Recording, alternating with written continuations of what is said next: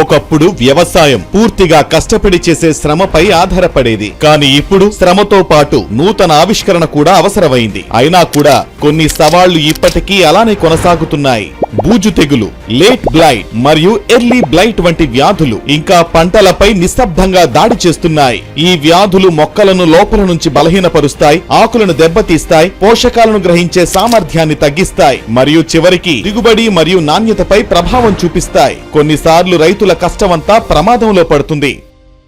అందుకే ఈరోజు వ్యవసాయానికి కేవలం రక్షణ మాత్రమే కాదు, పంటల్ని లోపల నుంచి బలపరిచే పరిష్కారం అవసరం. పరిచయం చేస్తున్నాము ఒక ఆధునిక శిలీంద్రనాశిని, గ్రోమోర్ జీనీ. జీనీ ఒక ఆధునిక బహుళ చర్య కలిగిన శిలీంద్రనాశిని. ఇది తాకుడు మరియు అంతర్వాహిక చర్యల ప్రత్యేక కలయికతో రూపొందించబడింది. ఇది ద్రాక్ష, టమోటా, కుకుర్బిట్స్ మరియు ఇతర కూరగాయల పంటలకు అనుకూలంగా ఉంటుంది. దీని ఆధునిక రసాయన ఫార్ములేషన్ వల్ల మెరుగైన శోషణ మరియు మొక్క అంతటా సమానంగా వ్యాపిస్తుంది.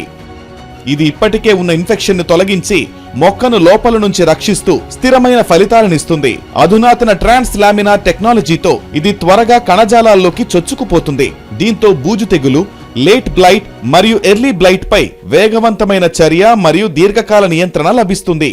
1 ఎకరానికి 200 లీటర్ల నీటిలో 800 గ్రాముల జీనీ కలిపి పిచికారీ చేయండి.